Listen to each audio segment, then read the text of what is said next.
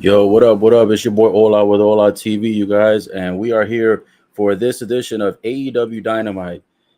And it is August 10, 2022. Thank you guys so much for joining me today. And the first match to start it off tonight, it looks like it's going to be Brody taking on Darby Allin. Match starts off with Brody going into the ring, and the lights are off. And while the lights are off, out of nowhere, Darby Allin jumps into the ring off the top rope, starts attacking Brody, and then he goes after him with a chair shot. Then they go to the outside of the ring, and Darby Allin just kicking his ass, kicking Brody's ass all over the outside of the ring. As we have started already, it looks like Brody is bleeding. He has been busted wide open on the top of his head and is gushing. Man, oh man, this match has started literally within minutes, and already both men have been absolutely brutalizing each other. Right now, they're on the top rope. Darby Allin right now has Brody in a weird position. Holy shit. And Darby Allin grabs Brody by the back, jumps over him, flips him over, and lands him in a nice, beautiful impact off the third rope in a power bomb type of move. And the fans already chanting, "Holy shit," all over the arena. Blood is gushing everywhere from Brody. There's blood all over the ring, all over the stairs, all over the outside. There's blood spilled all over Darby Allin. I think all that blood is mostly, if not all, I believe it's all from Brody. Some of it might be from Darby Allin because his back also has a lot of blood. Looks like he might even have some cuts back there. Holy shit. They started off AEW Dynamite tonight on fire. Brody picks up Darby Allin and then rams him into the front barricade on the corner side of the ring. Holy shit. And then a massive chop by Brody across the chest of Darby Allin. God damn. Dude, this guy is literally like gushing pounds and pounds of blood. It is crazy how much blood right now is going off the top of the dome of Brody. Holy shit. God damn. And then Brody grabs Darby Allin and runs him across to the other side of the barricade and flings him almost 3 to 5 feet forward. And Darby Allin absolutely smacking massively hard across. God damn. And now he throws Darby Allin to another side of the barricade, and Darby Allin flies over the barricade and lands where the fans are located in the front row seat. Holy shit. This match is nuts. Right now, it looks like they're going to a quick commercial break. And Brody out there chasing Darby Allin. God damn. This match has started brutal upon brutal. And now Brody he climbs over the barricade where the fans are, picks up Darby Allin, and then flings him over, literally gorilla presses him over the barricade, throwing him over to the outside pavement.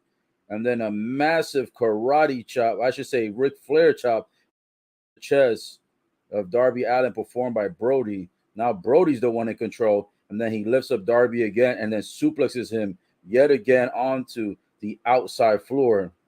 Then he goes towards the barricade and does a running leap and lands body to body with his back landing on top of the chest and abdomen area of Darby. Man, these guys have got it out for each other. It is a massacre going on right now in this match. The brutality between Brody and Darby Allin. These boys are not having any type of mercy on each other. This match has started absolutely brutal. Bloodshedding everywhere. Man, Brody looks like he lost a pound of blood. That's how much blood is going across his face, across his shoulders. Also, all his blood has leaked all over Darby Allin, across Darby Allin's back. I think Darby Allin might be cut too, but you can barely tell because Brody is gushed so wide open that you can barely even tell if Darby Allin is bleeding himself. That's how profusely Brody has been bleeding. And now he grabs Darby and bashes him head first into the barricade. He has been absolutely slamming Darby Allin all over the place right now. God damn.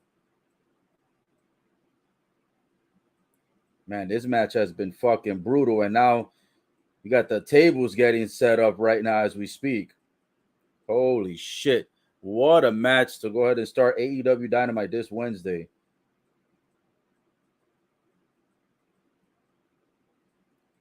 All right, guys, give me one quick second. I'm going to go ahead and just be right back in 30 seconds. Give me one moment here.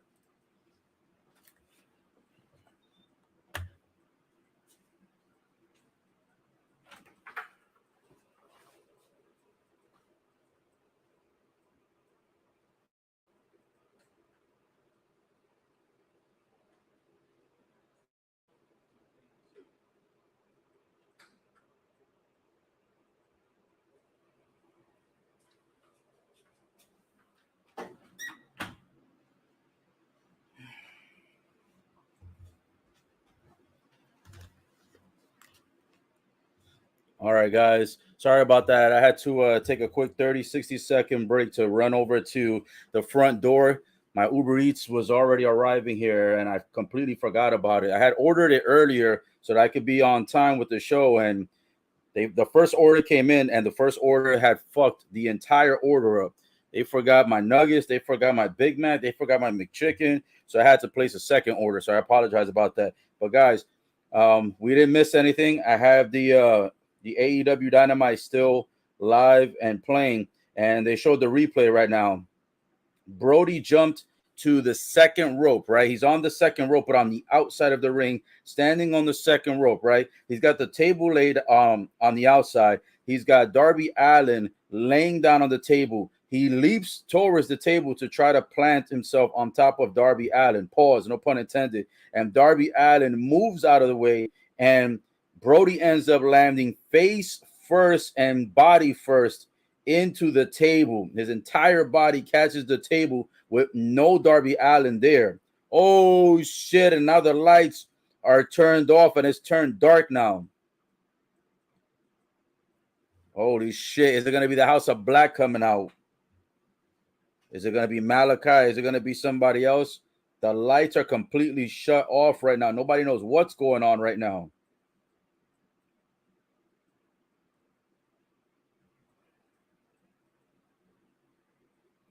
Oh, it looks like. Oh, and then Darby.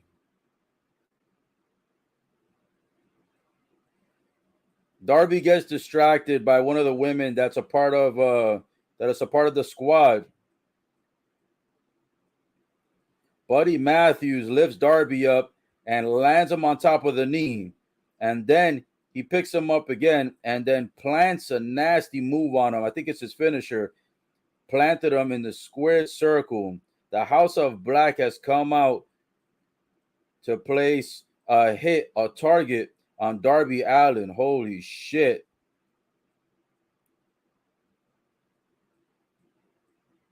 Man, oh man. House of Black performing a big time number on Darby Allin. Now they've got Darby Allin laying across the table that's been planted on the corner of inside of the ring. And here comes Brody. Holy shit. He does a fucking cannonball on Darby Allin that shatters the table in the corner of the inside of the ring.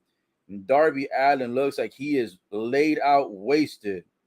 House of Black is still inside of the ring. Still looking to help Brody out against Darby Allin. Darby Allin having nobody on his side. The odds are stacked against him. Man, oh man. AEW Dynamite tonight has started with a massive bang. Match number 1 still on the way. Darby Allin taking on Brody. Brody was getting his ass whooped in the beginning by Darby Allin. Got busted wide open with blood shedding everywhere. Then all of a sudden, Darby starts getting his ass kicked by Brody. Then House of Black shows up out of nowhere after the lights turned back on because the lights had turned off. It's a coffin match.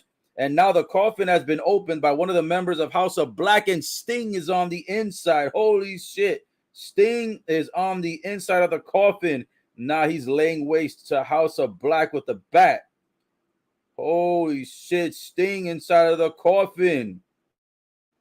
Can you believe it? How did Sting even get inside the coffin? Holy shit. Now he takes the bat and throws it towards the direction of Malachi. And now he wants to see if Malachi has the balls to use Sting's own bat against him. The fans are chanting, Sting, Sting, Sting, Sting. Holy shit. And he drops the bat. Malachi says he's not going to use the bat on Sting. And now he's walking away, leaving the ring. Decides not to attack Sting, even though House of Black initially had the odds stacked against everyone in the ring. Holy shit. Sting out here coming to save the day for Darby Allin. So far, the match is not over. Still a coffin match, and no one has been thrown into the coffin just yet. Malachi is completely exiting the arena. The fans are now booing.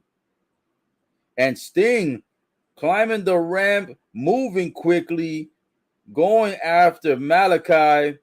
Oh, and then Darby goes flying rope to rope, coast to coast, goes flying through the ropes and does a flying missile attack towards Brody. And now trying to get Brody into the coffin. Holy shit. And Brody takes Darby and slams Darby into the barricade head first yet again. And then suplexes Darby on the steel steps. And you can hear the body and the sound effects from the steps. Holy shit.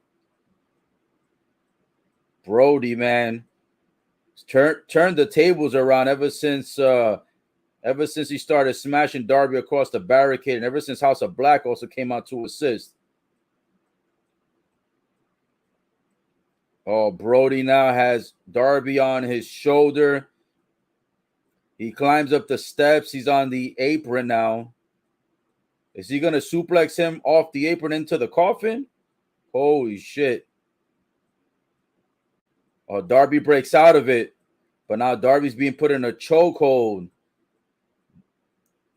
Oh, and now Darby takes a chain and wraps the chain around Brody's neck, and Brody gasping for air. Brody right now absolutely about to be choked out. Holy shit. Brody fell asleep. He passed out. He lands in the coffin, and Darby Allin wins the fight. Holy shit.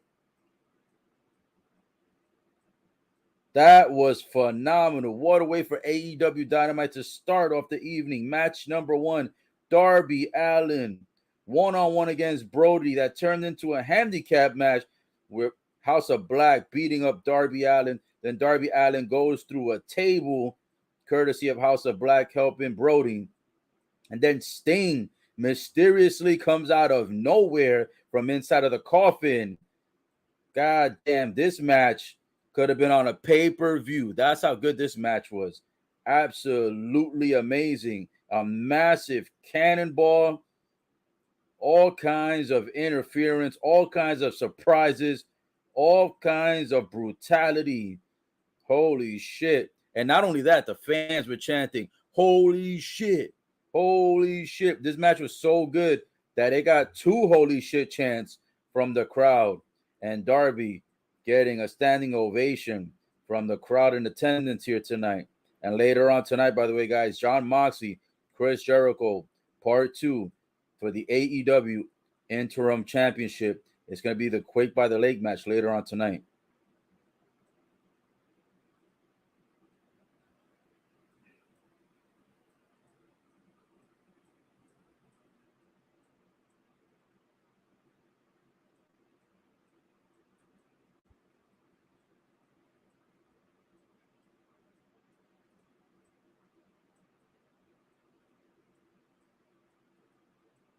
I got Jon Moxley giving out a recommendation to change the AEW interim belt into the FYI belt. I have no idea why, but that's his suggestion.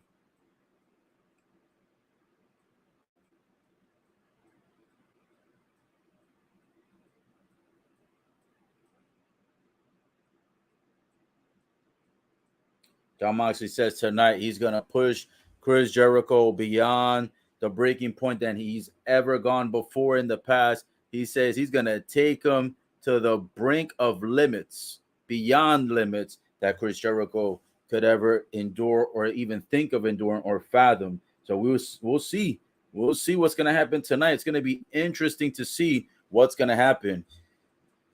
Now it's going to be a quick commercial break. Let me go ahead and check to make sure that my food actually this time has the correct order, because they fucked up my order on the first one, and that's what had me over here kind of rushing to get this all started. Which, by the way, let me also update my banner on the bottom, because I like all the colors to match. I'm very how do you say, color coordinated. Let's get this shit popping. Boom, there it goes. Now it matches with the background beautifully. There it is. AEW Dynamite. Give me 1 second, guys. Let me check on my food.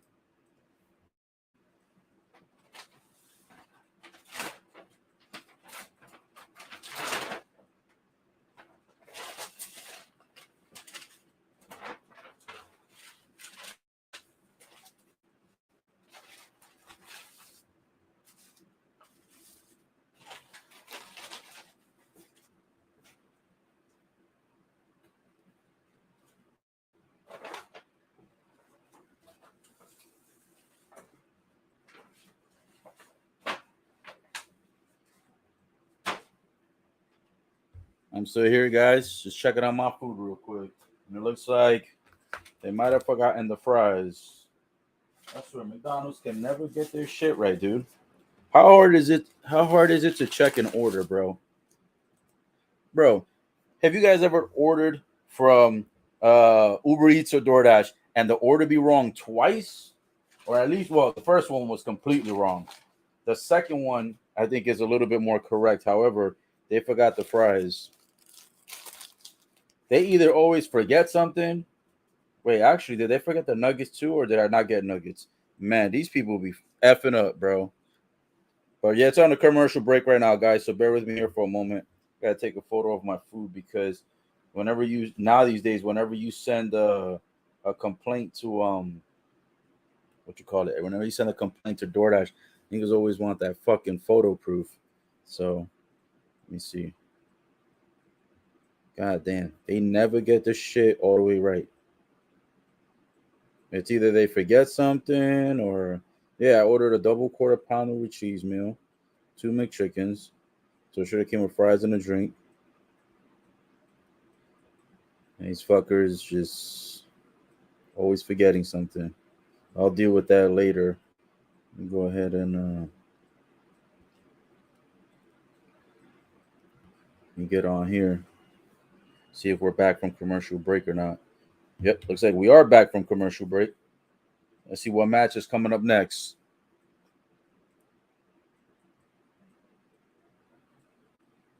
Oh, Jericho's talking now. Let's see if Jericho has something interesting to say.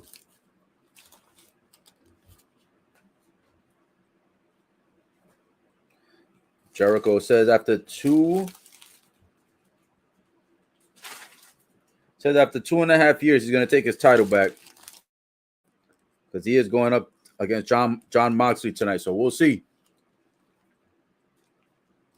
We will see.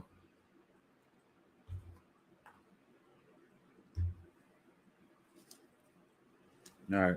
Give me another second. I'll be right back.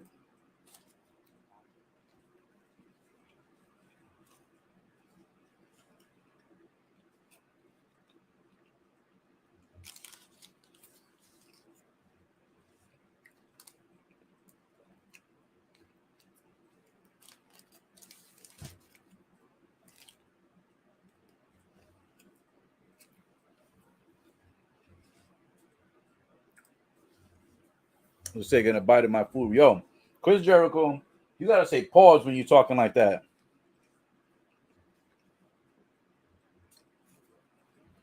Chris Jericho says he's going to twist John Moxley. He's going to turn him. And then he says he's going to spin the shit out of him. Like, he said all this weird shit that sounds hella homo. And I'm like, bro, you got to at least say pause or no homo, bro.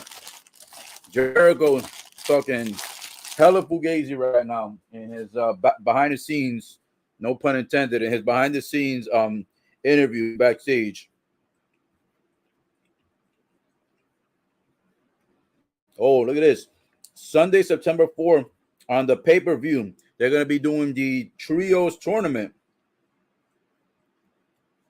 I wonder if they're going to do all the matches or if they're just going to do like the main, the last two matches of the Trios. But it looks, the way they made it seem like they're going to have all the matches for the Trios tournament on the pay-per-view for the new Trios tag titles.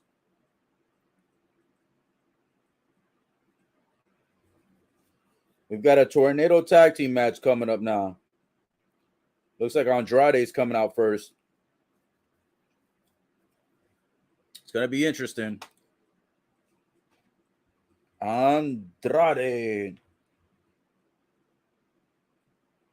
Looks like Andrade and Rush are coming out with their assistant, Jose.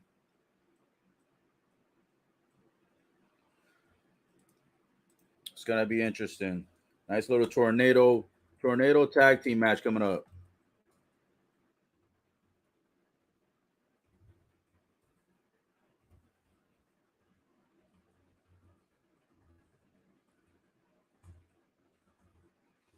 Man, I want to see if Jericho is going to take this title tonight. It's going to be an interesting AEW tonight.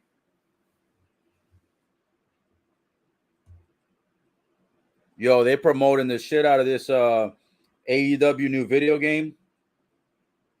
I'm not going to lie, man. I almost want to spend money that I don't have on things that I don't need. You ever heard that? Money you don't have on things that you don't need. I almost want to spend money to get a new console, maybe either like an Xbox S or a PS5 and or maybe even a PS4.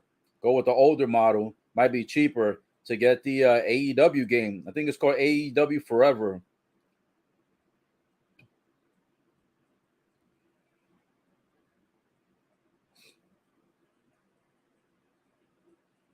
All right.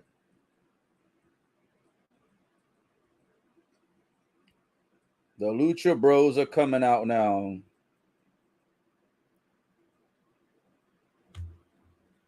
This is going to be an interesting match. It should be a good one.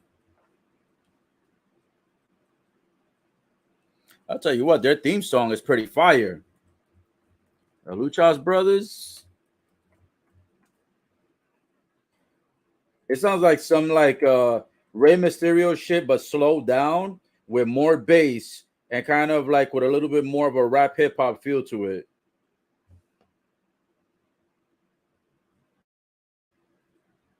This shit fire.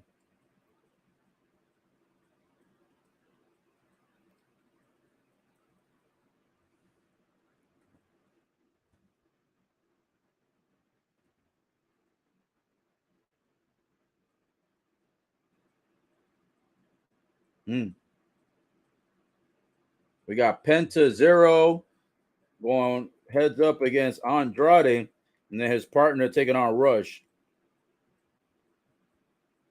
The fans are like, get the tables. Andrade out here, not like I don't know what Andrade's wearing, but this is not ring attire, my friend. This guy is wearing like some type of baseball pants, pause, no pun intended, with a t-shirt and boots. Holy shit.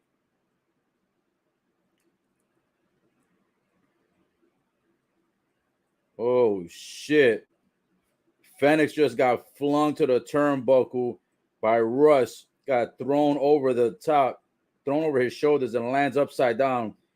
And then you got Penta, you got Zero over here taking out Andrade. And now it looks like Penta and Rush are gonna go one-on-one. Both men run to the ropes, and then all of a sudden, Penta Zero catches a chop from Rush. Then Rush catches a chop from Penta Zero. Ooh, and then a nasty punch across the face of Penta Zero. And then Penta Zero ends up catching Rush in the face with a nasty super kick. Now he's clapping it up, getting the fans hyped up. He runs to the ropes. He was thinking of running rope to rope, coast to coast to the outside of the ring to catch Rush. But Andrade ends up pulling him by the legs, and he slams face first into the mat. Now Fenix ends up flying rope to rope, coast to coast, and ends up catching Rush on the outside of the ring, and Rush bashes into the barricade. And now Fenix running to the ropes. Fenix ends up flying outside again, and this time catches Andrade on the other side of the ring. Ooh, and then Zero catches Rush on a nasty little suplex here for an immediate pin, but Rush ends up kicking out.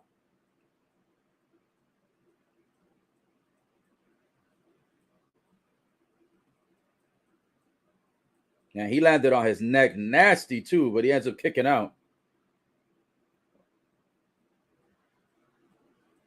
Oh, Andrade. Oh, Andrade gets back in the ring. Drop kicks Fenix in the air. Fenix ends up jumping off the third rope and catches a drop kick by Andrade. And then a nasty power slam by Rush, or aka Rush, onto Zero.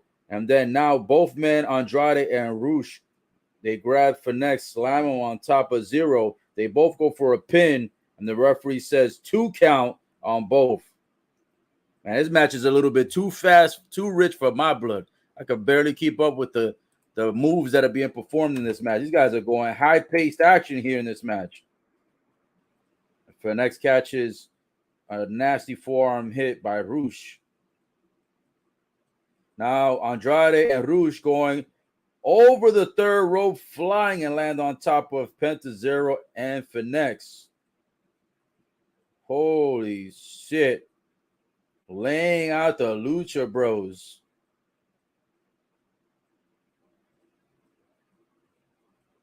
Andrade takes Penta Zero into the ring, tries to get a quick little pin, but unfortunately Penta Zero kicks out. Man, AEW Dynamite, man, I tell you, they get better every single week. Every week, action-packed.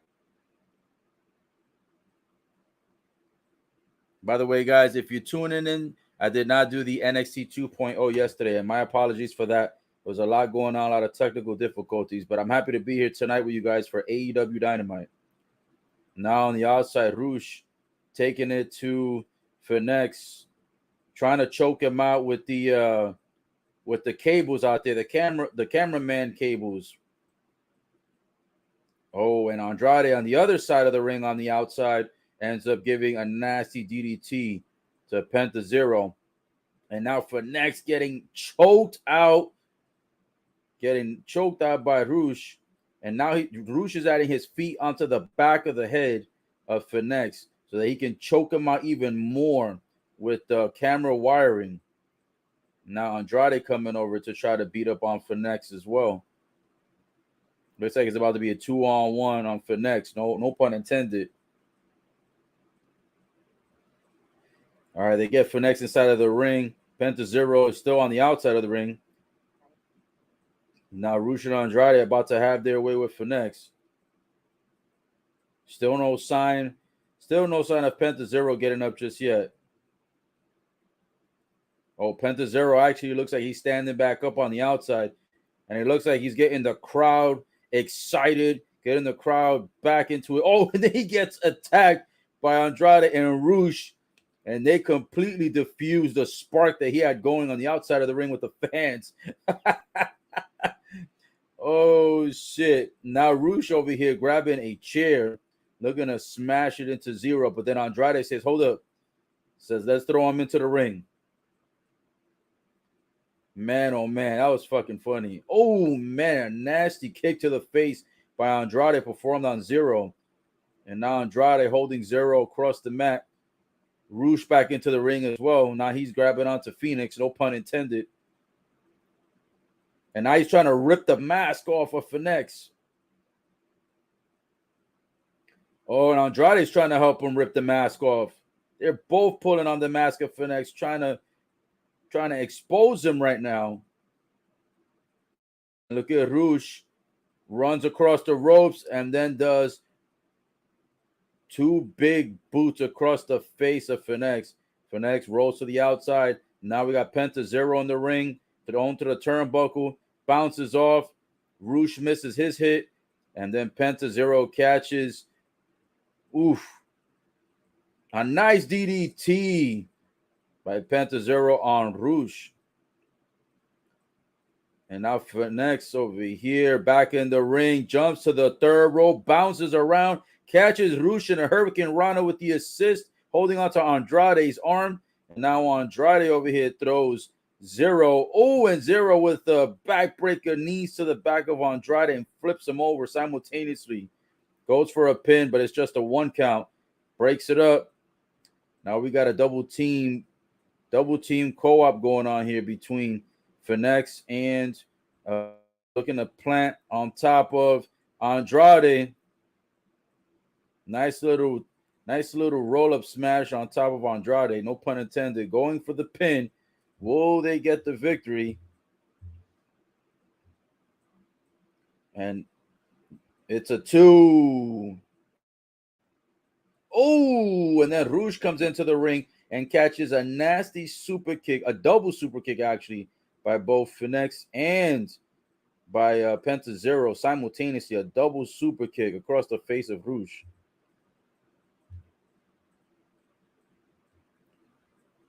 And now Phoenix getting the crowd excited again, getting them hyped up. He runs towards his partner and jumps off the shoulders of Zero, lands on top of Rouge. But the pin is only a 2 count after the drop due to Andrade breaking up the pin. And 2 matches into the book so far for AEW Dynamite and nothing but nonstop action. And now Phoenix and Zero both with a super kick performed on the faces of both Rouge and Andrade.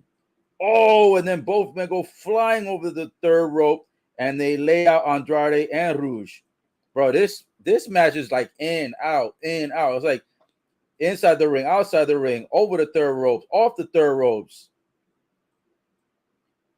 Man, these guys out here, the Lucha Bros are not leaving anything out there. They are performing every opportunity, taking every opportunity, and performing every high-risk maneuver that they have in their arsenal.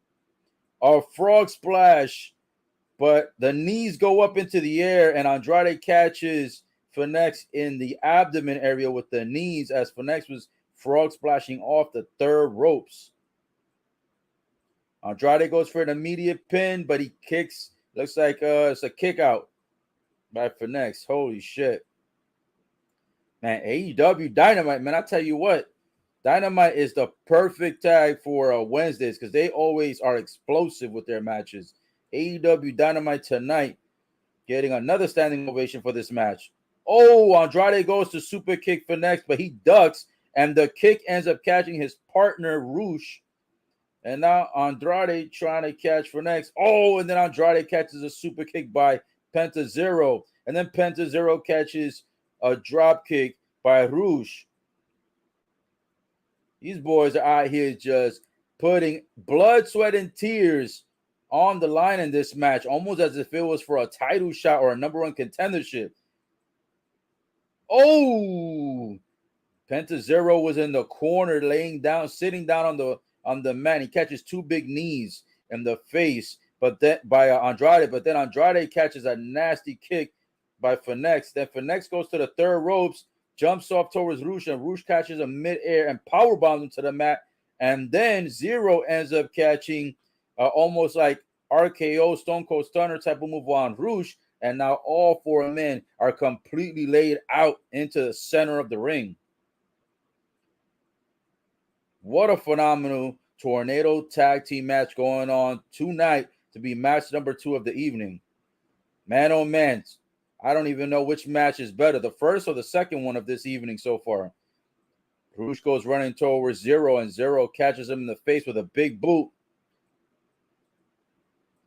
Holy shit, and Zero performs the destroyer move on the outside apron that looked like it caught Andrade head first into the apron, which knocks him out, and he falls to the outside floor. Holy shit.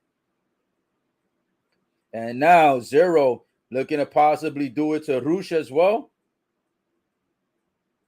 Oh, I don't know. This is super dangerous. I don't know what he's going for here.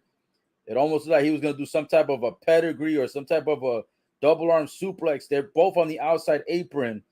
Zero and Rouge still on the apron, and now Phoenix up to the third turnbuckle. Andrade climbs up and knocks Fenix off the ropes.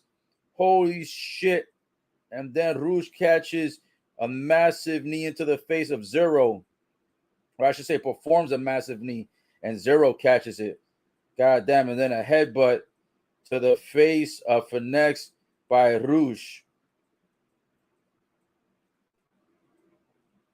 Ooh, and then Andrade plants Fenix, and then Rouge on the other side of the ring has Zero's mask tied up to the second rope. It looks like they're trying to double knot. There's a part of the mask that has a string on it, and the string of Penta Zero is tied against the second rope, and now it's going to be a 2-on-1 against Fenix. Oh shit! And Rouge jumps off the third rope and catches a drop kick towards the face of Fenix. Catches Fenix with a pile driver. Oh, and Penta ends up taking the mask off and leaps into the ring to break the 3 count. The off, he's got his face covered. He's trying not to have anyone see his face because, you know, the Lucha Bros, as you know, anybody who is a Lucha Libre, they're not supposed to expose and show their face. But he literally took the mask off to break the 3 count that Andrade had on his partner Fenix. Oh, Fenix tried to get Andrade in a roll-up pin, but Rouge sees it and breaks up the count.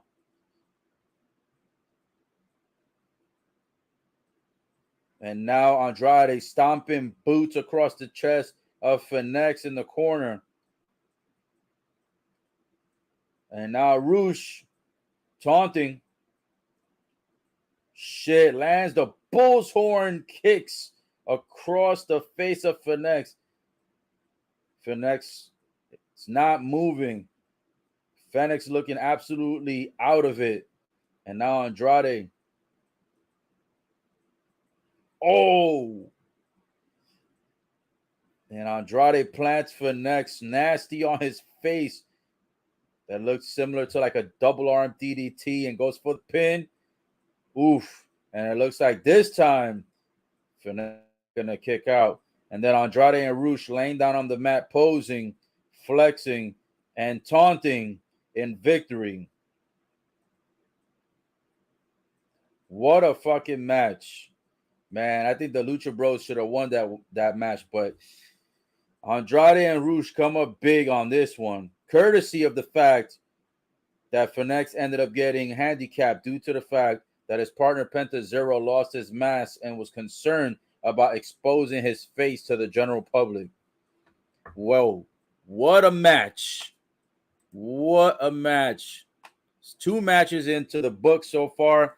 Man, oh man, it's been a great way to get AEW Dynamite going in the first 40 minutes of the program.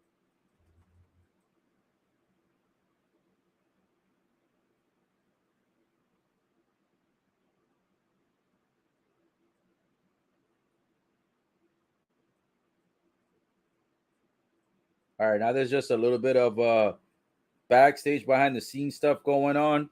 I'm going to take a moment here to see if there's any comments that have been dropped yet.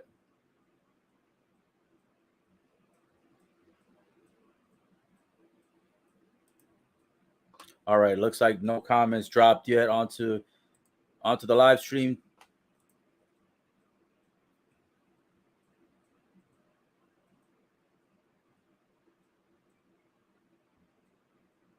I'm going to go ahead and get me something to drink real quick. I'll be right back.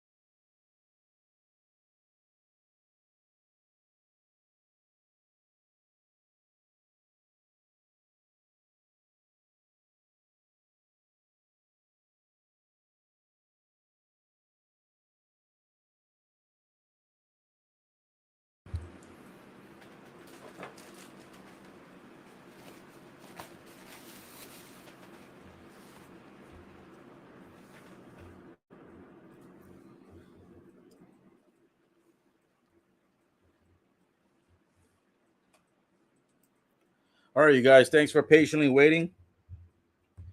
I'm going to go ahead and repeat what just happened in the current segment because I just realized that not too long ago, let me see here. Looks like I temporarily had the microphone on mute. So I'm not sure if you caught the update that I just stated. But just in case, what just took place was that Jungle Boy came out, and I thought he was gonna have a match. Instead, he ends up going to the commentator's desk.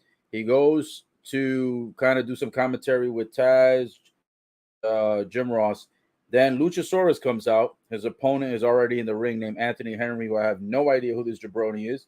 Luchasaurus ends up performing two quick moves and basically ends the match. He ends up doing like I think it was like a power bomb, and then he lands some type of a sideways suplex onto Anthony Henry and beats him in less than 2 minutes. Goes for the pinfall. After the match is done, right after you see Christian Cage is on the Titantron, and he's saying that he wants to come out and take the headphones off of Jungle Boy's, take the headset off his head and basically slap the shit out of him. But he says, I won't do it because these idiotic fans out here don't deserve to see me live and in person. So he's talking all this smack behind the scenes. And then Jungle Boy ends up coming out. And he ends up, Jungle Boy ends up, how do I say? He ends up running out to the back, tries to chase Christian Cage down. Christian Cage had staff members and security guards waiting to hold him back. And then from there, Christian goes running. Luchasaurus pulls up, starts beating up the shit out of all the staff and security guards, choking, slamming them, etc. And then from there, they Jungle Boy tells Luchasaurus he's going to go after Christian Cage and runs off to chase him down.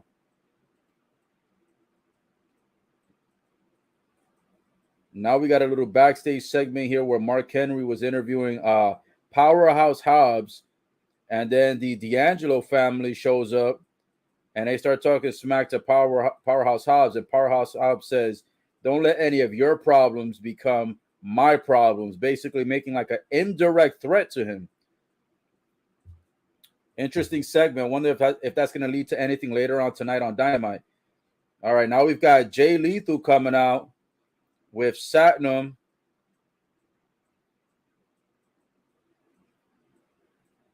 Coming out with Satnam and Sanjay. Nobody is dressed to have a match, so they're more than likely coming into the ring to talk a little bit of smack. All three men are dressed up in suits, and they're over here in the corner of the ring showboating to the cameraman. And we'll see what they have to say here tonight.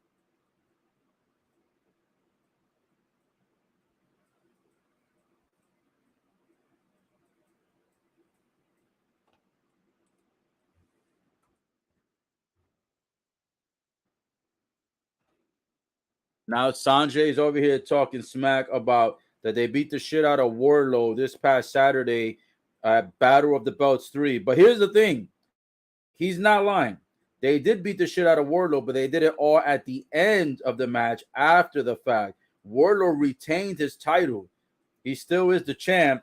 Jay Lethal is not the champ. You know what I'm saying? So, yeah, you beat him up, but you didn't get the title. Now they're saying that they sent a message to Wardlow, and they're saying, we're not done with you just yet, my friend. We've still got more to settle with you. But the thing is, Jay Lethal lost that match fair and square against Wardlow, and Wardlow didn't even need any outside interference. He didn't need anybody as a lumberjack to take care of Satnam or to keep an eye out on Sanjay. He beat Jay Lethal fair and square to retain the TNT championship. So I don't see a reason for him to give him a rematch. Oh, shit. Wardlow just came out. Oh, shit. Wardlow came out with the title and says, you want another title shot? You want that tonight? I'll give it to you. But he says, I'm going to whoop all three of your asses. And then he's running to the ring now to try to beat up on Sanjay, on Jay Lethal, and on Satnam. But then we get interrupted by FTR before Wardlow makes his way to the ring. So Wardlow is still on the ramp. And now FTR coming out with all of their titles. They've got the Ring of Honor Championship. They've got the the IWGP title, and then they got another set of titles. They've got like 3 sets of tag team titles. Now that the score is even 3-3 here, let's see if Sanjay, Jay Lethal, and Satnam are gonna want some beef. Now that FTR and Wardlow are in the ring together in unison, and of course, them boys start running outside of the ring. Sanjay's looking under the ring, almost as if he's looking for like a chair, maybe a table. What is he looking for under there?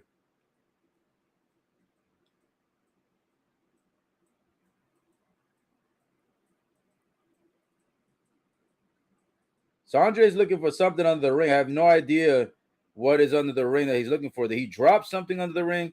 Is he looking for a specific weapon under the ring? I have no idea. Oh, shit. Jay Lethal.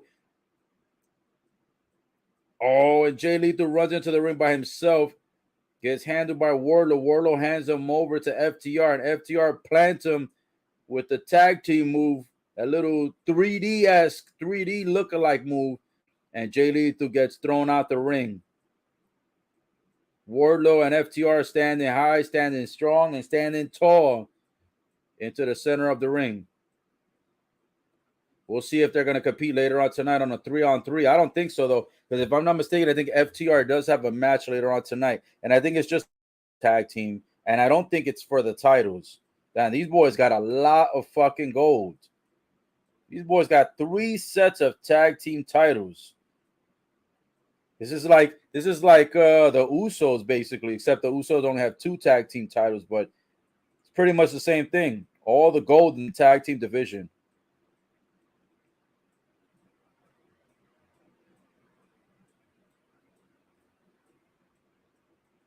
Now we've got a couple of members from JAS, the Jericho Association Society, behind the scenes, talking a whole lot of smack with Anna JAS, Anna J, aka Anna JAS.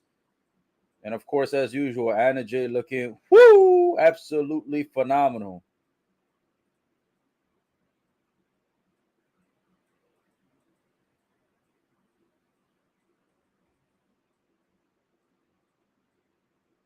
All right, this segment right here is a little bit boring. I'm waiting to see what's going to be the next upcoming match here.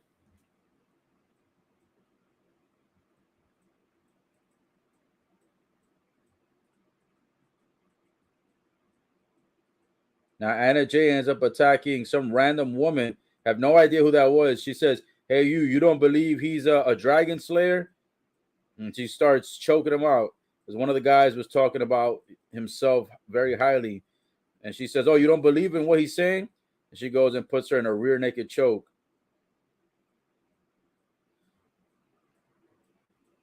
Looks like coming up next, we've got Aaron Solo coming to the ring. And it looks like being accompanied by his faction, a.k.a. the Factory.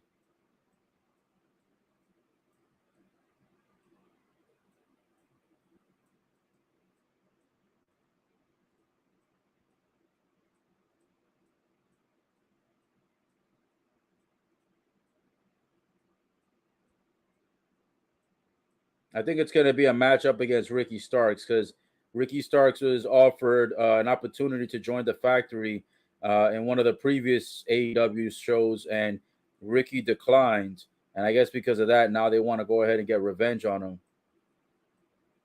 We'll see how Ricky Starks does in this match. I'm surprised that Ricky Starks is not getting a rematch for the FTW title that he just lost recently.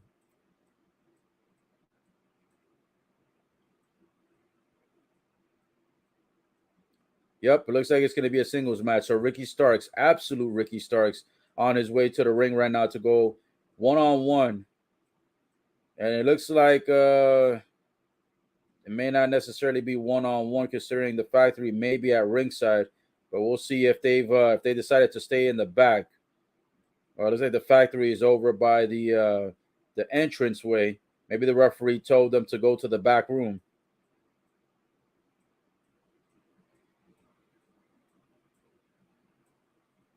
All right, match has started. Both men with a bunch of punches across each other's face.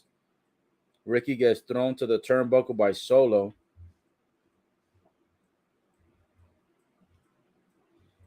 And then Ricky bounces off and ends up taking Solo down.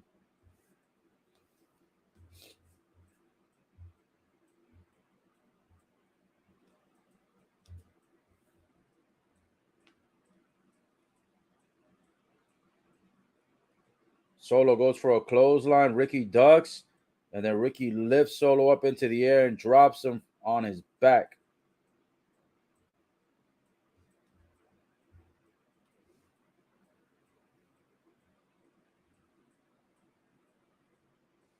And let me switch my Wi-Fi real quick because our first Wi-Fi acting up. See if this will help a little bit.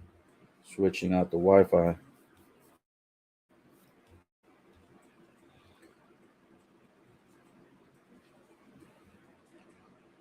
Oh, it looks like one of the factory members coming out, trying to attack Ricky Starks, and Ricky Starks gets him on a spine buster. That's a big dude to catch a spine buster on. And then Aaron Solo breaks it up. Now it looks like it's going to be another handicap again against Ricky Starks.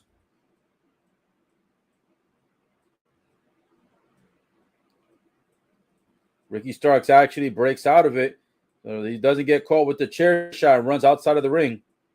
Now the rest of the factory coming down, trying to do a 4-on-1, and Ricky Starks jumps over the barricade and runs through the fans. He runs way up into the stands where the fans are located. Holy shit.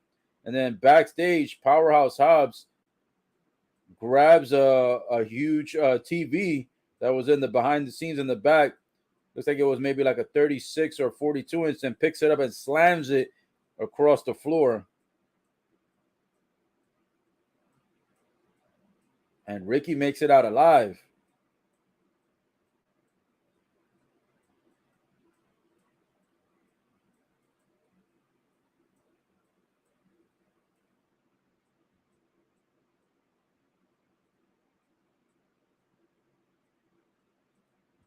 Billy Gunn over here, pissed off at the Gun Club, screaming at them, saying, how could they have lost a dumpster match? Oh, and now Stokely comes out, offering his business card to the Gun Club in front of Billy Gunn.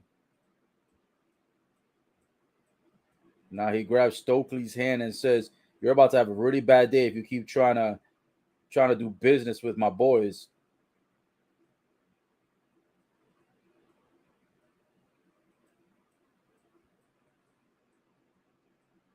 Now this weirdo comes out of nowhere with paint on his face. What a weird segment. Stokely, man, he's trying to recruit everybody at this point. I don't think he has any shame in his game. He's trying to recruit everybody that he possibly can. Stokely out here trying to take the Gun Club, put him under his supervision, under his guidance. But it looks like Billy Gunn will have no part of that and says, you better get out of here unless you don't want any trouble. He was about to fuck Stokely up. I think Stokely will eventually get the Gun Club. If he's serious about it, he will, because one thing about Stokely is he's very persistent about the competition that he wants to mentor. So anybody that he wants, a part of his leadership, his mentorship, he's gonna find a way to get it done. So I won't be surprised if he ends up future either Dynamites or Rampages or maybe in an AEW pay-per-view or something, and trying to get the Gun Club to join forces with him. He's been going to everybody these days and having them join him. You know what I'm saying? So we'll see. Let me see. We're on a commercial break right now. So once AEW comes back, we'll go ahead and give you the updates on this.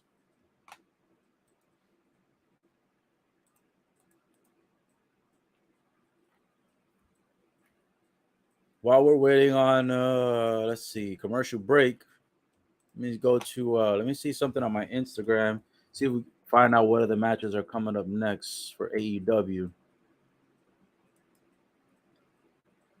I know there's still the Jericho match, of course, versus John Moxley. But I want to see what other matches we got coming up tonight. The Darby Brody match already happened. Let's see. This AEW Instagram page doesn't have it. Let me see. Let me check. Maybe they're. I'm definitely ready for that Quake by the Lake match.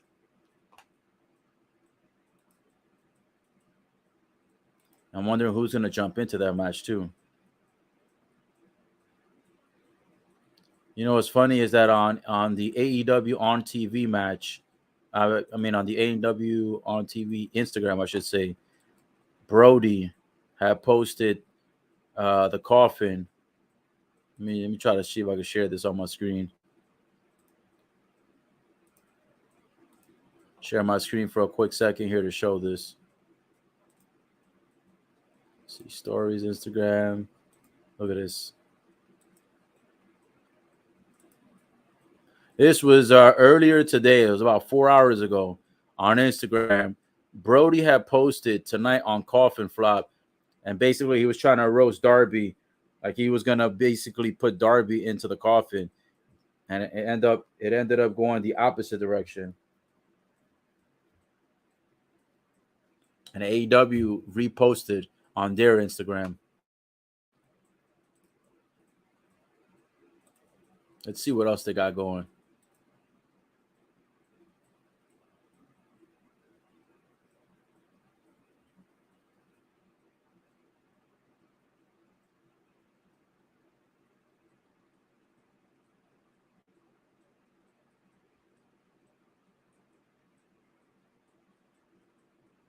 So now, after commercial break, Orange Cassidy over here being approached with an opportunity.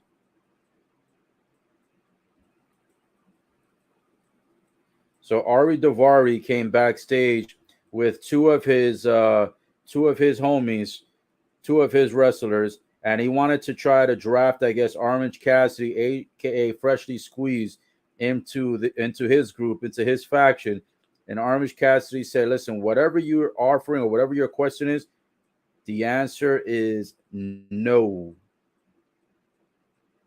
So looks like Orange Cassidy is not going to be drafted. However, Avery tried to get him onto his team and told him, get rid of these two jabronis that you're always hanging out with and come join us. But Orange Cassidy, he is flying solo.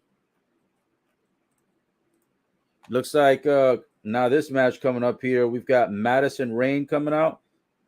I think it's supposed to be for a title. Let's see, is it title match? Yep, actually it is for the title. Oh, we got a championship match. Oh yeah, that's right. She had either made the challenge or Jade Cargill had made an open invitation and Madison Rayne accepted the open invitation. I forgot what happened. But Jade Cargill on the way to the ring with Stokely Hathaway, the same Stokely who tried to recruit the Gun Club earlier. If he can recruit a champ, I'm sure he can recruit the Gun Club. So it's only a matter of time. Somebody has a sign in the audience that says 36-0 because they believe that she is going to successfully defend her title tonight against Madison Rayne. So Jade Cargill has not been in action for a while, so I'm surprised that she's actually going to be defending the TBS championship tonight. She's also been in less and less segments lately, so it's nice to see her back in the ring, back in action, defending the title on top of that. So here we go. TBS championship. It's going to be on the line in a matter of moments. Here we go.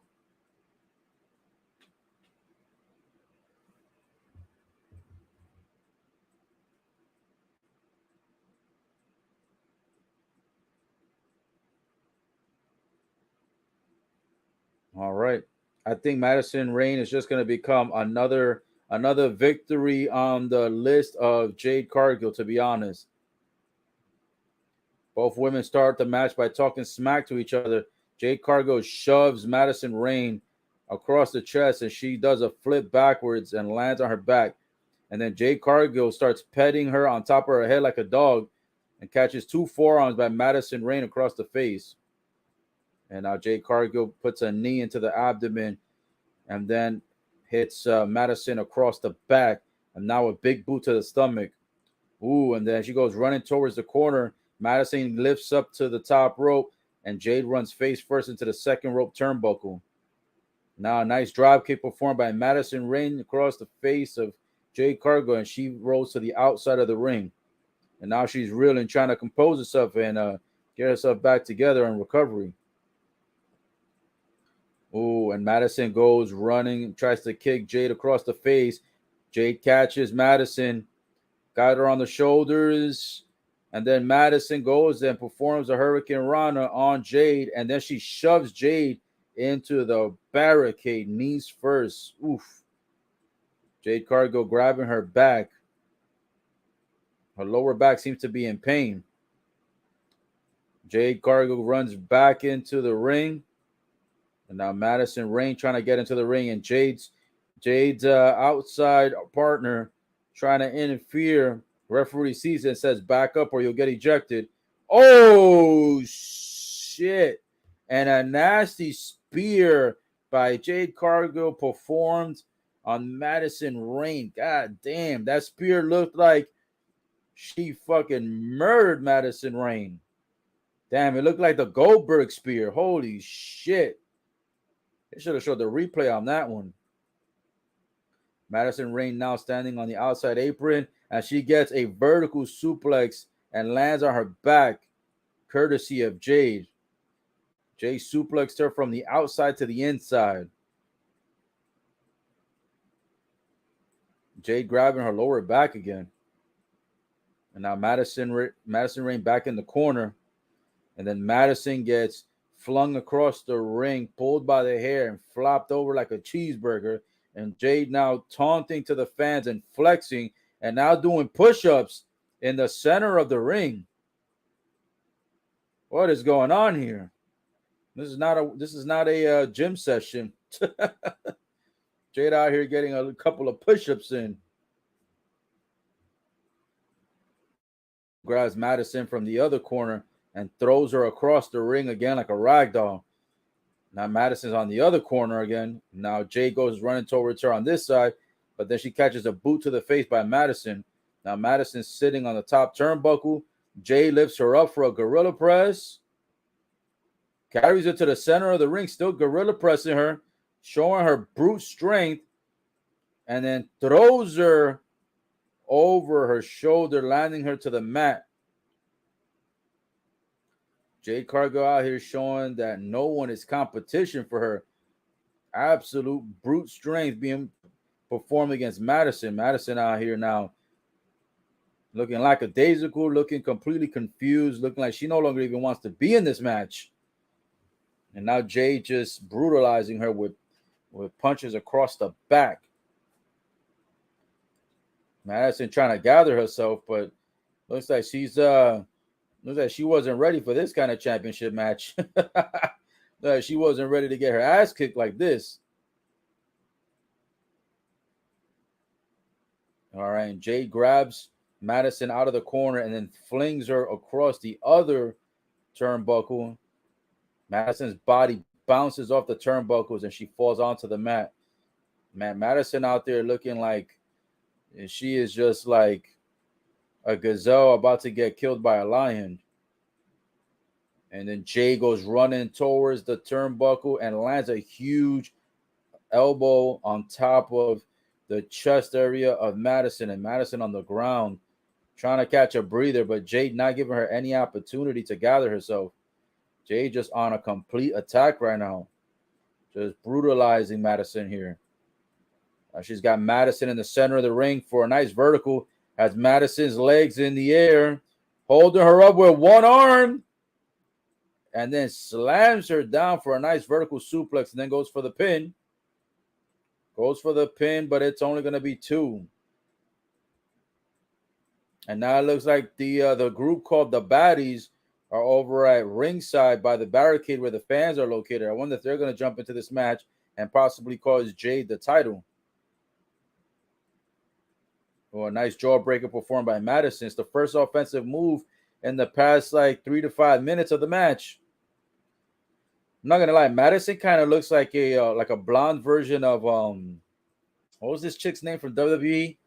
Forgot her name. I think she's in AEW now, if I'm not mistaken. I can't remember, but she used to be the stalker of Trish Stratus. Forgot her name, but she looks like a blonde version of her. Back to the match here. Madison trying to turn things around, trying to perform a neck breaker, and does connect the neck breaker on Jade. Now Jade is laid out in the center of the ring. Madison looking to go back to the third rope. Woo! Jade is back on her feet. She sees her. And then Madison performs off the third rope a flipping neck breaker that connects onto Jade, then rolls her up for the pin. And Jade kicks out after 2. It was a nice little flying neck breaker, though. Caught Jade pretty solid on that one. I don't think Madison's going to win this match, but at least she's turning it around a little bit. Holy shit. And then Jade lifts up Madison, but then Madison reverses it and turns the reversal into a DDT, going for the pin. It's just a 2. That was close. Jade barely kicked out. Man, oh man, is Madison going to become the new TBS champ? The title's on the line tonight.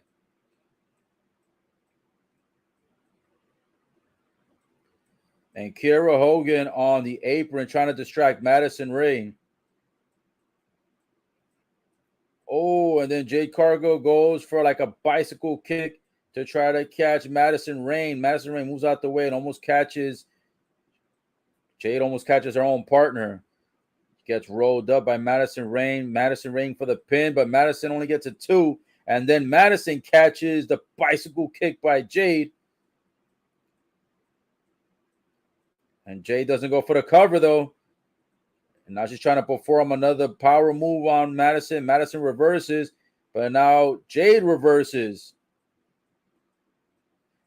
And Jade plants the finisher onto Madison Rayne. Goes for the immediate pin this time and gets the victory. And it looks like it is 36-0 by Jade Cargill. One of the fans has a 36-0 sign in the front row, and that fan is absolutely correct on his prediction. Jade Cargill, 36-0. Oh, and Athena is actually disguised as a baddie. Everyone thought it was someone from the faction, the baddies, and it's actually Athena disguised as a baddie, and she gets into the ring and attacks Jade Cargill. But then Kiera Hogan ends up pulling Jade Cargill outside of the ring to protect her and prevent Athena from being able to get her hands onto Jade Cargill. But the TBS championship was left in the center of the ring. And now Athena holding the title and flexing with the title. And now Jade Cargill asking the referee to give her the title. Athena coming out from the front row, acting like she was one of the members of the baddies, had herself fully disguised and had everybody fooled, had the fans fooled, had the commentators fooled, had Kiera Hogan fooled, and most of all had Jade Cargill fooled as well. Now we got Thunder Rosa and Toni Storm backstage. See what they've got to say.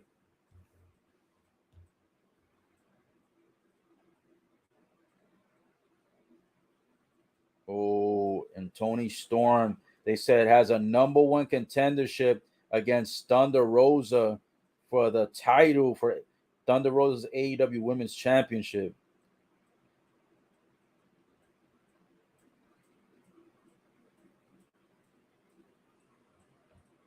Toni Storm says, as much as she doesn't want to go against Thunder Rosa, she's like, I want the AEW Championship. You know what I'm saying?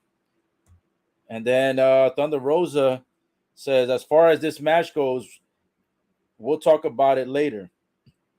So Thunderstorm, are they going to break up? Thunderstorm, man. I love them as a small faction and as a tag team. But it looks like Tony Storm, part one half of the Thunderstorm tag team, looks like they're gonna she's gonna be the number one contender. It looks like they're gonna face off. Not tonight though. It's not tonight. I think it's gonna be next week on AEW Dynamite. But damn.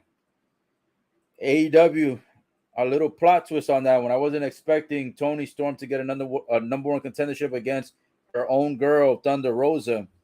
They've had them, contesting in matches as tag team partners. And then whenever Thunder Rosa defends the title, Tony Storm has been doing her best to be out there, to kind of be like her sidekick. But it looks like the sidekick is trying to become the hero, and the sidekick is trying to become the champion.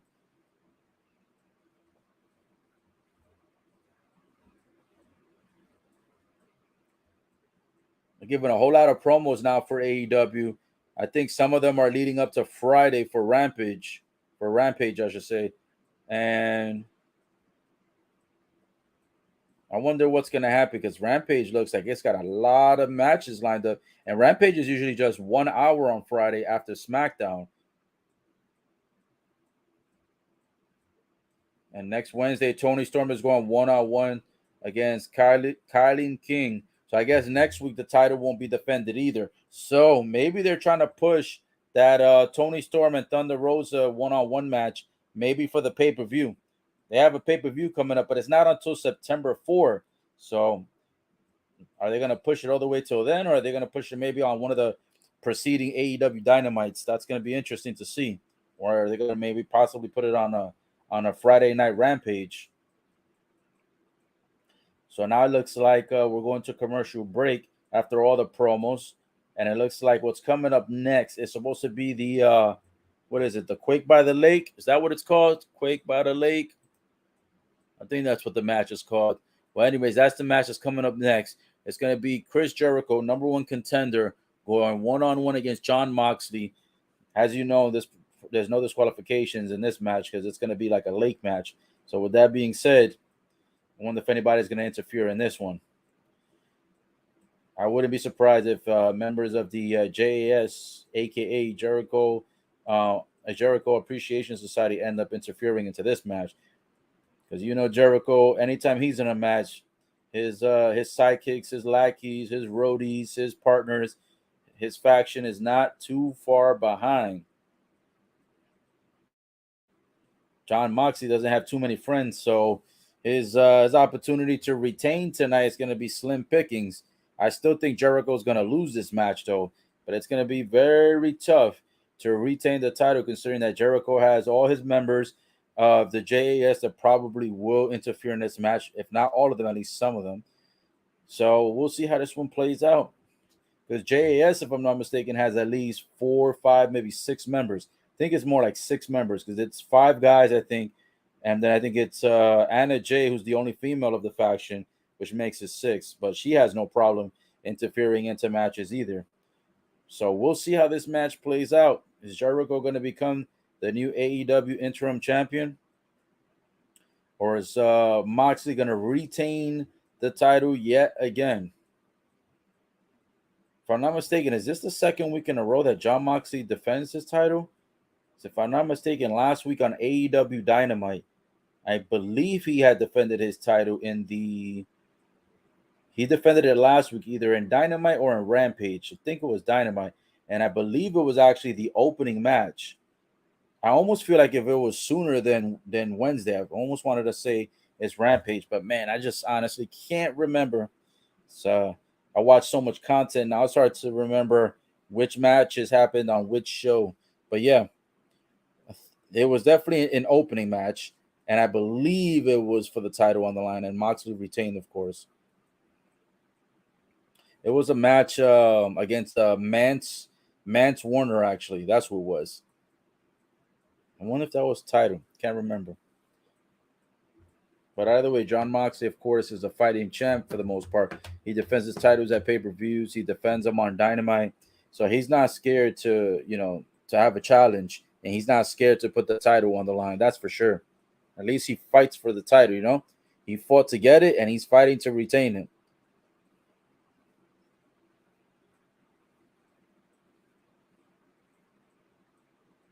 And by the way, this Jericho that's coming out, it's supposed to be the Lionheart Jericho. And Jericho emphasized last week that Lionheart Jericho is a lot more brutal than JAS Jericho. So we'll see, my friends.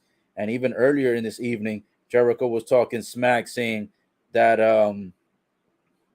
he's gonna twist, turn the shit out of Jon Moxley.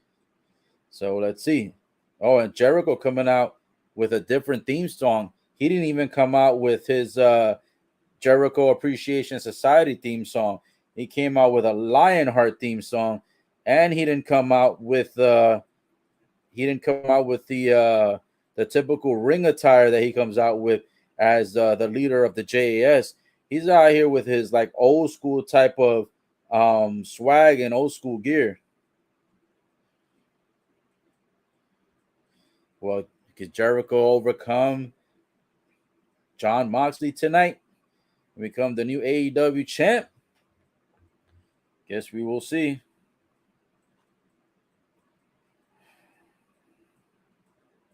Somebody had a sign in the audience that says Jericho is the GOAT. Jericho is not the GOAT, my friend. Jericho's not even in the top 10 wrestlers of all time.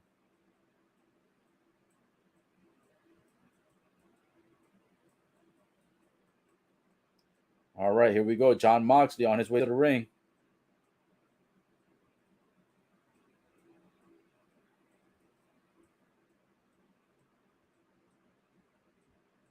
Oh, man, here we go. Are the fans going to start singing the song? Wow thing. You make my heart sing. I still remember when they had the fucking Anarchy match and Jon Moxley's song was playing. They played that shit for almost a minute and 45 seconds long. And the audience was singing that shit like it was the number one song in America. Jon Moxley going, damn, Jon Moxley out here with the fans. He came out through the backstage area, I think, where the fans are, going through the entire crowd. And then one of the fans wanted a picture and a video, and he just posed with the fan and let the fan get the photo and the video. Now he's going to another set of fans over here, and they're over here. Some of them are recording him as well. Jon Moxley, a man of the fans, a man of the people. Now he's jumped over the barricade, and now he's making his way to the center of the ring in a moment, pacing around the outside of the ring as we speak. Will it be Jon Moxley retaining the AEW Interim Championship? Jericho become Le Champ, the way he was saying, Le Champion.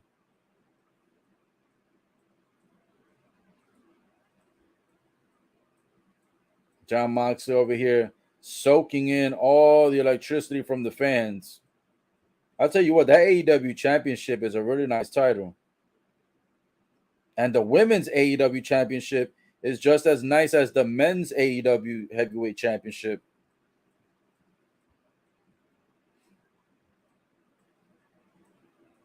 Now Jon Moxley is in the center of the ring, looking at Jericho face to face. Jericho moving closer to him. And now Jon Moxley telling Jericho, these fans are here for me, mocking him, pointing at him, and talking smack across the ring. Now he gives the title over to the referee, and the referee shows the title to Chris Jericho, and now she lifts the AEW Championship into the air. Whew, that title is so sexy. It has a lot of gold. Here we go. The AEW Interim World Championship is officially on the line. Jon Moxley, Chris Jericho, Lionheart Jericho. And here we go. Nobody from JAS has accompanied Jericho to the ring. And since he did not come out with the JAS theme song or the JAS swag, and he came out looking like Lionheart Jericho, I'm assuming it's going to be probably a one-on-one fair match. Jericho moves to the center of the ring and gives a middle finger to the face of Jericho. And then Jon Moxley gives a middle finger to the face of Chris Jericho, and Jericho smiles and smirks right at him. Oh, man, I love it. One thing I can tell you that I love about AEW is that they curse on live TV on TBS. It doesn't get bleeped. And TBS is not like TBS is not HBO, it's not Showtime, it's not Cinemax. TBS is a regular channel, and yeah, they allow cursing. they allow the cursing. So I love it. They allow the cursing, they allow the middle fingers without being blurred out. I fucking love AEW because of that. I think that's where they have. I think that's where they have a one up on WWE. But I'll tell you this: recent news has been stated that WWE is apparently going to become a more violent program. So I guess they're going to switch out of the whole, being for kids program now that Triple H has decided to be, Triple H has decided to get back in business. He's been taking the violence to the next level. But I think they're announcing that Triple H is going to add more and more violence to the programming. So we're going to see a whole lot more adult content, it seems like, and a lot less bullshit for the kids, which is great because that means maybe we could get more of the old school people back into loving WWE like the Attitude Era days. Hopefully they'll bring a new Attitude Era, like an Attitude Era 2.0. But anyways, tonight about AEW, Dynamite, Jericho, John Moxley. The boys are mixing it up in the center of the ring. A couple of reversals to start the match off. Both men run into each other, shoulder to shoulder. Both men still standing. They run into each other again, both still standing. Jericho slaps Moxley. Moxley slaps him back. Jericho takes John Moxley down for Walls of Jericho. Moxley spins out of it and throws Jericho across the ring. Ooh, and then Jericho has Moxley in a weird submission where he has Jericho has a leg wrapped around the back of the neck of Moxley.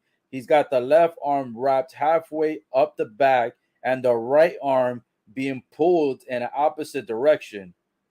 Oof. And the crowd now chanting. Now Jericho has Moxley again in another weird position for a submission hold. These guys look like they're doing fucking yoga or some shit. Like, what the hell's going on here? So weird submission hold. Moxley gets up and chops Jericho across the face 2 times, and the fans go, woo! And then Jericho returns the slap. And then Moxley slaps Jericho. And then Jericho returns the slap. Moxley returns the slap. Ooh, shit. And then Moxley does a snapmare takedown to Jericho and then kicks him in the middle of the spine. Ooh, shit. Now Moxley talking shit to the fans about Jericho. Ooh, and then Jericho does a snapmare takedown to Moxley, kicks him in the middle of the spine, and then starts twisting Moxley's face sideways. And Jericho is pulling the earring off of Moxley's ear, and he rips it off. Holy shit. Damn, he yanked the earring off of Moxley's ear.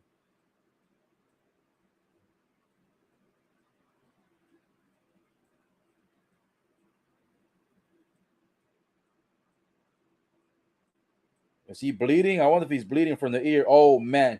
He is bleeding from the ear. Nasty, dude. Yeah, Jericho pulled that earring off pretty hard. No pun intended. Pause. Man. And now Jericho showing the fans the earring. Moxley was trying to gather himself up, and then Jericho jumped to the rope and then kicked Moxley off the apron. Then Moxley falls out the ring. Damn. And Moxley, they show the close-up of him holding his ear. And, bro, the blood is gushing nasty all over the side of his ear. And not only that, on the side of his face. Oh, shit, dude. That is a lot of blood coming out. Damn. And then elbow shots across the ear and across the neck by Jericho. Now, a lot of that blood gushed onto Jericho's arm. And Moxley has got blood all over his face, dude. Holy shit. And then Jericho spinning Moxley around and then throws him face first into the barricade. And now Jericho raising his arm in the air as a sign of potential victory. He hasn't won the match yet, though. And then Moxley gets rolled into the ring by Chris Jericho. Moxley is bleeding so bad, bro. Damn, that shit looks terrible. Jericho over here kicking Moxley across the face. Whoo! Shit. Couple of more kicks across the face. That is a lot of blood, bro. Brody lost a lot more, though, earlier in his match. But Moxley is really shedding some blood out there. Now Jericho has Moxley in the center of the ring. Got him in a nice submission hold, pulling him by the neck, sitting on his back. Blood still streaking down the side of the face and the ear of Moxley. Jericho having no mercy on Moxley just because he's bleeding. Ooh, Moxley gets up and does 2, 3 Ric Flair chops across the chest of Jericho. Runs to the ropes, heading towards Jericho. And Jericho, a drop kick onto Moxley's face. And then Jericho does the old school lionheart pin where he puts one foot on your opponent's chest and then flexes the muscles as if he's going to win the match like that. Moxley kicks out after 1. Ooh, and a nice little back suplex. Jericho lifts Moxley into the air, drops him down on his back. Moxley starts getting up onto his knees, and Jericho runs to the ropes and then a flying kick across the face of Moxley. And now Jericho looking to see if the fans are going to be chanting his name. The fans start booing Jericho, and Jericho gives a middle finger to all the fans. And Moxley, a close-up on his face. The blood is gushing down his chest, down his face. Man. And then Moxley leaps off of the turnbuckle area and clotheslines Jericho to the mat. Moxley is grabbing his ear like a lot. I don't know if Jericho might have ripped a piece of his earlobe out, bro. Because that's way too much gushing from the ear. Like, he's bleeding so badly from his ear that it almost looks like the blood is coming from the top of the scalp. That's how bad the blood is. Ooh, shit. Jericho lifts Moxley up and plants his back on the knee for a backbreaker. Then he gets up and does a clothesline onto Moxley. Now he's running rope to rope, doing the slingshot Lionheart move off the second rope, going for the pin. Moxley kicks out, and then Moxley transitions into a one arm. Got him in an arm bar submission. Jericho trying to break out of it. Moxley's bleeding so much that Jericho's arms look red and his face is full of blood too and looks completely red. That's how much blood has dripped off of Moxley's ear. Crazy. Now elbow strikes by Jericho to get out of the armbar. Holy shit. And then Jericho gets Moxley in another weird submission hold where he's sitting on one of his shoulders and he's pulling both arms to the back of Moxley. So he's pulling both arms behind Moxley's back while sitting on Moxley's shoulder. Oh, and Moxley gets out of that submission hold and puts Jericho in an ankle lock submission. Got the ankle lock tight deep in the center of the ring. Jericho gets out of it. And a German suplex by Moxley onto Jericho. And Jericho immediately on his feet. Then he does a German suplex to Moxley. Moxley ends up back on his feet. Jericho clotheslines Moxley into the corner. He's got a couple of arm strikes, one across the neck area of Moxley. Jericho ends up lifting Moxley up, sits him onto the third rope turnbuckle. Jericho going maybe for a Hurricane Rana. Let's see. Oh, and Jericho gets it. A Hurricane Rana that sends Moxley off the third rope, flying across the ring. 1, 2. And Moxley kicks out.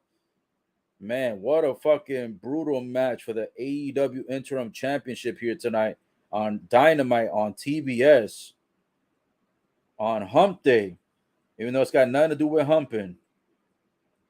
Oh, and Chris Jericho pulls Moxley's legs towards the ring post and then slams the right leg onto the post, then grabs it again and slams it one more time against the ring post. Now he's tying the legs up and potentially looking to do a figure four on the ring post, the way that Bret Hart used to do back in the days to his opponents when he used to brutalize people.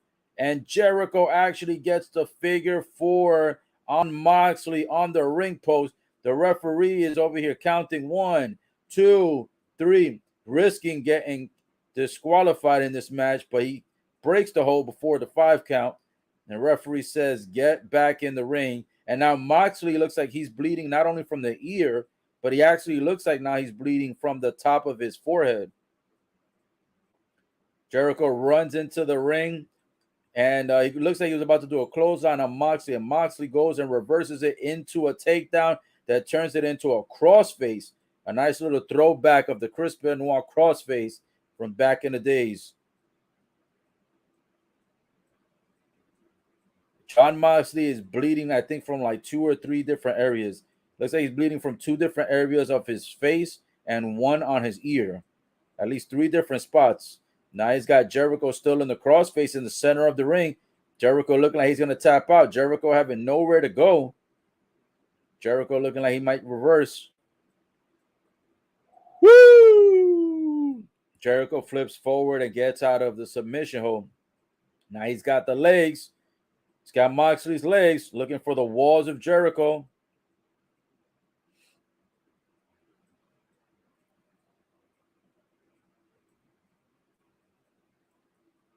The walls of Jericho. He's doing the Boston Crab move. He's got the Boston Crab. Boston Crab on Moxley. This is the fake version of the walls of Jericho. Holy shit, and Moxley might pass out. Moxley waving the finger. No, he's not giving up. Referee waving off says no. Moxley keeps saying no, but Jericho still has the Boston Crab on Moxley in the center of the ring.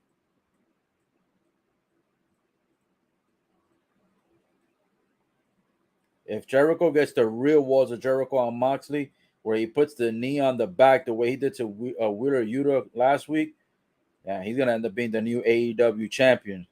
Oh, and now we've got Jon Moxley finally getting revived, getting a little bit of endurance and energy back in, trying to go for the rope, but he can't reach, can't move. He has not moved even, like not even a little bit of, he hasn't even moved an inch from where he's been. Jericho has been sitting on his back with the Boston Crab for the past 3 minutes or so. Jericho has not let go of the hold even for a second, and Moxley still fighting, and Moxley giving a middle finger, 2 middle fingers. I don't know if the 2 middle fingers were supposed to be for Jericho or if he was giving 2 middle fingers to the fans, but he gave 2 middle fingers out, and he's saying, fuck this, I will not give up. Oh, shit. Referee still checking on Moxley. Moxley trying to reverse. Moxley trying to get out of it. Holy shit. Moxley's almost breaking the hold. Jericho stomping on Moxley's face. Woo! Jericho plants him back in the center of the ring again with the tight Boston Crab move. Sitting on his back yet again. Moxley, I don't know how much more of this pain you can take. Holy shit. And the fans are out here clapping it up. Fans are chanting right now. I don't know if the fans want Jericho to win, or I don't know if they want Moxley to retain. Earlier, they were booing Jericho. But now it seems like maybe they want to see Jericho win. So a whole lot of emotion going on in this match. Jon Moxley still hasn't quit, still hasn't passed out, and he's trying to keep his composure. And the referee looking closely at Moxley. Moxley has been in this move now for at least 5 minutes. At least 5 to 6 minutes. He's waving off to the ref saying no, he's still not going to give up. Jericho not laying any opportunity to break out of this. This got to be the longest submission hold that I've ever seen Moxley in, and the longest that Jericho has ever held a submission hold on his opponent. Jericho keeps asking, tell him if he taps out. Now Jon Moxley crawling, trying his best to get to the bottom rope, feeling the energy from the fans. Woo! And Jon Moxley reaches the bottom rope, and the fans are excited. And Jericho thinks he's won the title, and the referee says no, he's grabbed the bottom rope. And Jericho's pissed. He says, I had it. Screaming in her face, says, I got it won. She says no.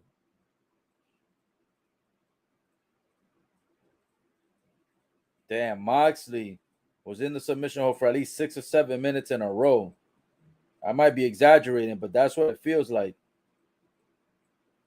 Gosh, damn. Moxley's lower back.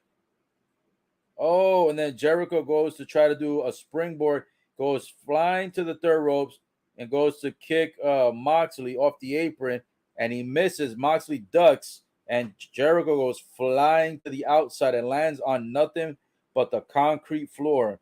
And now Moxley looking to take a high risk here after being drained by the Boston Crab. Oh, and he jumps off the third rope and does a double arm sledgehammer across the dome of Chris Jericho, and now punches across the face of Chris Jericho.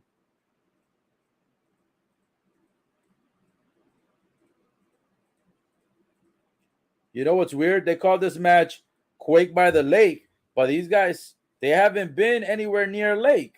I have no idea why they call this Quake by the Lake. I just realized they should have had this match somewhere near water, which they haven't done that yet.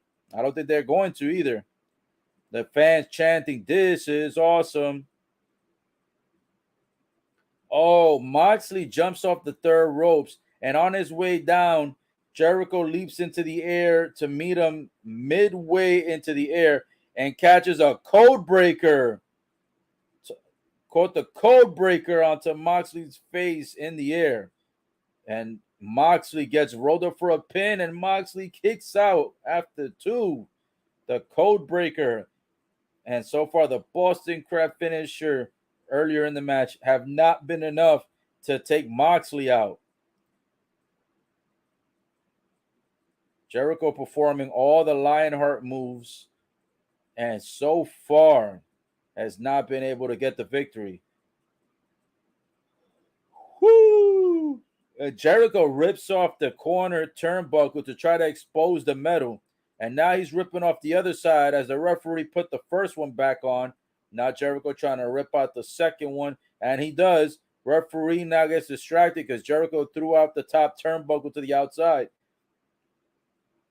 Oh, and Sammy Guevara was in the front row and threw something into the ring. He overthrows it, and Jericho almost misses it. Jericho grabs it. It's a bat. And then he grabs the bat and holds the bat with one hand, smacks across the face of Jon Moxley, then goes for the pin, and it's still just a 2. So even using the bat across the face of Jon Moxley with the assist by Sammy Guevara, it is not going to get it done tonight. Moxley rolls Jericho for a little small package, and he kicks out. Jericho kicks out. And now a rear naked choke being performed. Both men standing up. And Jericho out here starting to fade out, but he breaks out of it. Oh, and I forgot the exposed turnbuckle was still there. He ran Moxley face first into it, and then Jericho does a spinning elbow that plants Moxley on his ass. 1, 2, and Moxley with an emphatic kick out after 2. The Judas effect, aka the spinning elbow move performed by Jericho right after he rammed Moxley's face into the exposed turnbuckle, was not enough to get it done. And Moxley kicks out yet again out of the 2. Holy shit. What is Jericho going to have to do to win the AEW championship? And now Jericho running into the ring with the title, grabs the title off of the table. The referee says you cannot use the title. Jericho goes running towards Moxley with the title. Moxley gets out the way and Jericho's face runs into the exposed turnbuckle. And then now Moxley puts Jericho in the rear naked choke sleeper hold after Jericho now got smacked into the exposed turnbuckle. Holy shit. That was a nasty, nasty hit. Jericho ran into that exposed turnbuckle, and now Jericho's bleeding profusely now. It's his own blood now that's coming out. That's a lot of blood Jericho's losing. Oh, no! And Jericho has the real walls of Jericho this time, not the Boston Crab. He has the real walls of Jericho with a knee on the back of the neck of Moxley. Holy shit. And Jericho's bleeding disgustingly out of his scalp, his mouth. Holy shit. When he ran into that turnbuckle that was exposed, bro, he got busted wide open so bad. Oh, and Moxley got out of the walls of Jericho somehow and puts Jericho into another rear naked choke, squeezing the air out of him. Jericho's blood is gushing profusely. Is Jericho gonna tap? The blood is gushing out profusely. Holy shit. Jericho is literally bleeding a lake of blood out of his face. Is this why they called it Quake by the Lake? Oh, and Jericho finally said that's enough. He can't take no more. Jericho with the quick tap. He could not take it anymore. And Jon Moxley retains the AEW Interim Championship. And as soon as he grabs his title, he goes like this and gives the fuck you to the fans. And now the fans singing, "Wild Thing, you make my heart sing." Yo, Jericho was bleeding so nasty, dude. The blood was gushing out like a lake, like a river. It looked like the Nile River. That shit was crazy. Oh, shit. Sammy Guevara and holy shit. And Jack Hager coming out to the ring. 2 members of JAS coming out beating the shit out of Moxley. And now Jericho grabbing the AEW title and raising it as if he's the champ, which he's not. Oh shit, Claudio's coming out. And a couple of other guys coming out. And the ring is getting flooded with people. Wheeler Yuta's in the ring. Claudio's in the ring. Holy shit. More people coming out to the ring. More members of the JAS coming out to the ring. Holy shit. The numbers are piling up right now to the outside of the ring. It's like a 5-on-6 right now. Holy shit. Looks like a battle royal has broken loose out here. Jericho still trying to grab the AEW championship, raising the title. Jericho, he's about to use the championship. About to take out Moxley with the title. One of his members from JAS is holding Moxley up. Wait, who's this? Oh, shit! Holy shit, CM Punk is back! No way! Jericho was about to plant the title of the AEW Championship across the face of Jon Moxley, and guess who's back? CM Punk to even the odds. Holy shit, CM Punk is laying waste out to the entire JAS faction. Now he's in the ring beating the shit out of Jericho. Clothesline Jericho to the outside. Holy shit, and the remaining guys in the ring are Jon Moxley and CM Punk. Holy shit, when I heard that theme song, I was like, wait, who's this? Can it be? Can it be? Holy shit. CM Punk is back on AEW Dynamite tonight. CM Punk back on the AEW brand. Holy shit. It was about damn time, and the fans are on their feet.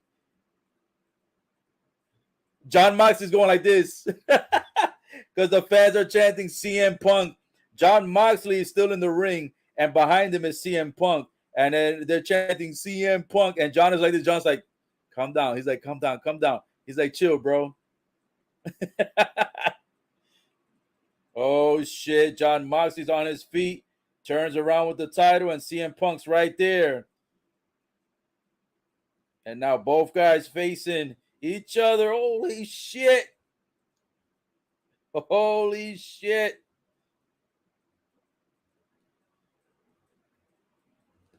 Holy shit. Oh, he gives CM Punk the middle finger. Holy shit. Showing no respect to CM Punk. He goes like this and gives CM Punk the middle finger. And then Claudio on the outside of the ring cheering on John Moxley for John Moxley retaining the title, but also cheering the fact that John Moxley has competition again in CM Punk.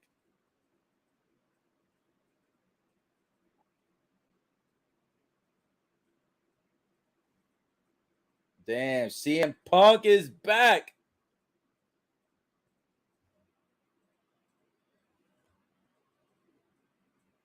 Who would have known that CM Punk was coming back tonight?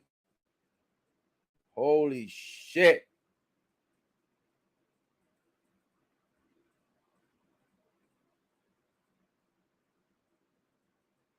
AEW literally blew the roof off tonight with this CM Punk return. Holy shit. I'll tell you what, I'm not a big fan of CM Punk, but I am a big fan of surprise appearances, especially when it's not on a pay-per-view and on regular programming. And this is what's best for business. And AEW is doing big things tonight by bringing CM Punk onto Dynamite this Wednesday night on August 10th, 2022. Can you believe it? Woo! CM Punk is back on the AEW Dynamite program, and he is back coming for the AEW Interim Championship. John Moxley was not impressed by the return, and he actually was going like this, going shushing the fans. He was going shoosh, similar to what Chad Gable does from WWE. He was like, don't worry, don't worry. He's like, I know he's here. He's like, I know he's here, but I'm still the champ. What a great fucking ending to AEW Dynamite. You had a phenomenal match between Jericho and John Moxley that turned into an absolutely bloody mess. And then you have it, you think that the roof can't be blown off even more, and you get the return of CM Punk tonight. Holy shit. What a return, my friends. Well, this is going to go ahead and close out the AEW Dynamite programming. I'm so happy that I was able to get all the equipment up and running, to be able to get the programming on my phone so that I could be able to give you guys the live updates play by play. Thank you so much for everyone who tuned in. This is your boy Ola here with Ola TV. I hope you guys enjoy the rest of your evening. Stay blessed and stay safe. And I'll see you guys hopefully this Friday, so that we can go ahead and give you the updates for WWE SmackDown and AEW Rampage. Take care. See you guys on the next broadcast. Peace.